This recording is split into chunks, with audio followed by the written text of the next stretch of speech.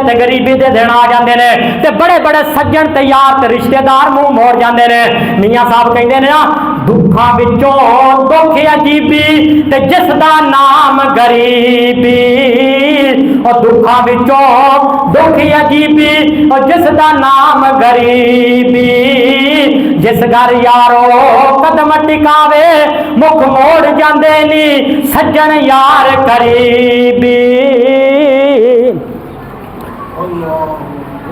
गुरबत जड़े ऐसा ऐब है, बड़े बड़े रिश्तेदार छड़ जाते हैं।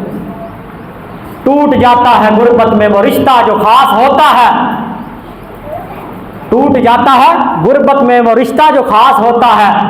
सब बन जाते हैं अपने जब कुछ पास होता है, जो कुछ पास होता है फिर सारे लोग अपने बन जाते हैं। मेरे पाक पैगंबर दे दीवानियों ते एक ही फल दे दिल के अंदर अल्लाह का डर पैदा होया। इन्हें आख्या बीबी ओ मेरिया दौलतां पईयां ने, जितना तेनू चाहिए माल चुक के लै जा। मेरे पाक पैगंबर दे दीवानियों ते इंज करके मुसल्ला बिछा लिया, वजू बना लिया ते किफल ने रब दे नाल